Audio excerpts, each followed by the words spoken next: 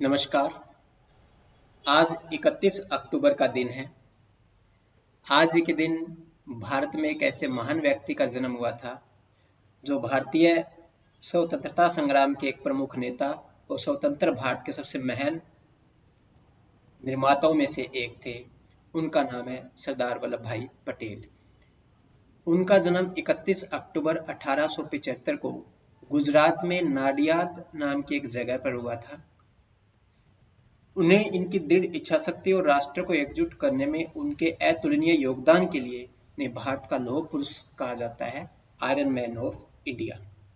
इन्होंने भारत के स्वतंत्रता संग्राम तथा भारत के आज़ाद होने के बाद अपना अहम योगदान दिया था। उन योगदान में कुछ मुख्य इस प्रकार है। पहला है रियासतों का एकीकरण।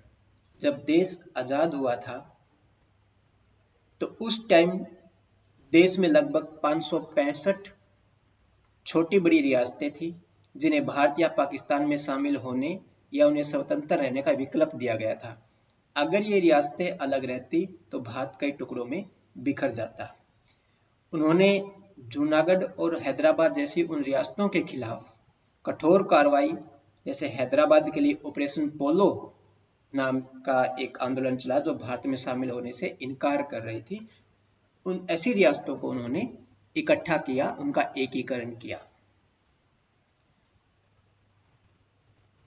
उनका योगदान प्रथम उप प्रधानमंत्री और गृह मंत्री के रूप में भी है। आजाद होने के बाद 1947 में भारत के आजाद होने के बाद उन्होंने भारत के पहले उप प्रधानमंत्री और पहले गृह मंत्री के रूप में कार्य किया था।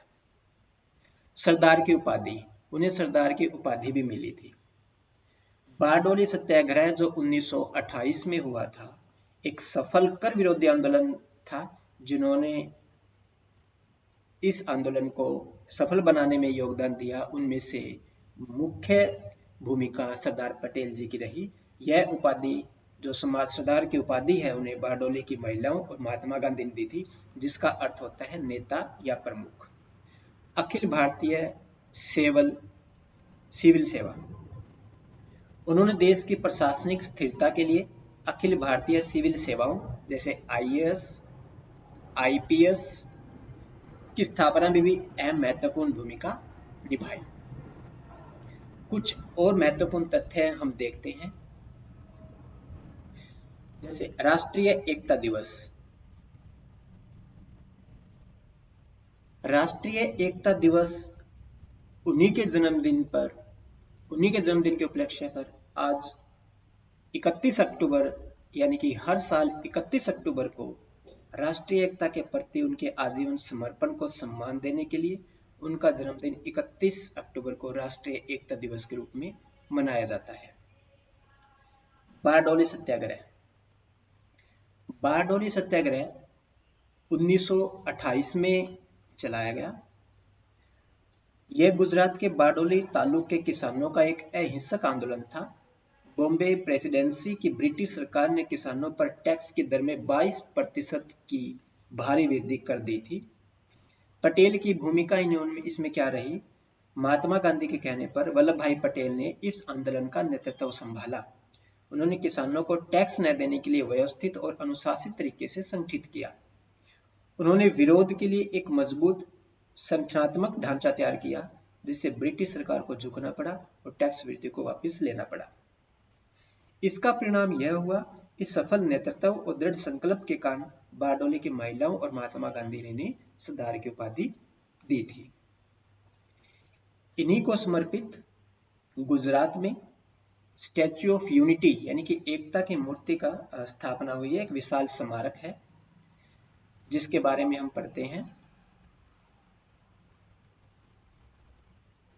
इसकी अगर ऊंचाई की बात करें तो स्टैच्यू ऑफ यूनिटी जो गुजरात में बनी हुई है, इसकी अगर ऊंचाई की बात करें तो ये 182 मीटर ऊंची है। अगर फुट में देखें तो 597 फीट इसकी हाइट है, ऊंचाई है, जो इसे दुनिया की सबसे ऊंची प्रतिमा बनाता है। दुनिया की सबसे ऊंची प्रतिमा के रूप में जानी जाती है। स्थान कहाँ है? गुजरात में नर्मदा नदी पर साधु बेट द्वीप पर कौन सी नदी पर? नर्मदा नदी पर।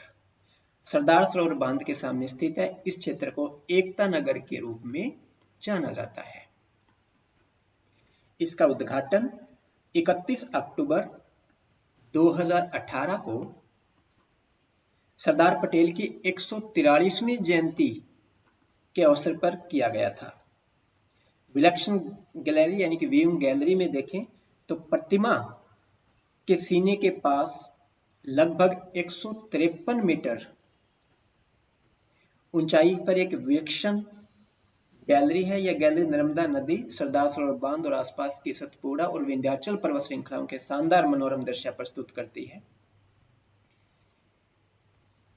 इस स्टैचू के जो निर्माण है, इसके निर्माण में स्टील फ्रेम, प्रबलित कंक्रीट और बाहर की ओर कांस्य ब्रॉन्ज प्लेटों का इस्तेमाल किया गया है। 182 मीटर इसकी ऊंचाई है। इसका महत्व एक नजर में देखा जाए तो 182 मीटर इसकी ऊंचाई चुनने का एक कारण गुजरात विधानसभा में सीटों की संख्या 182 को सम्मान देना भी है। ऐसे महान व्यक्ति को हम नमस्कार करते हैं, हम इनकी वंदना करते हैं। जय हिंद।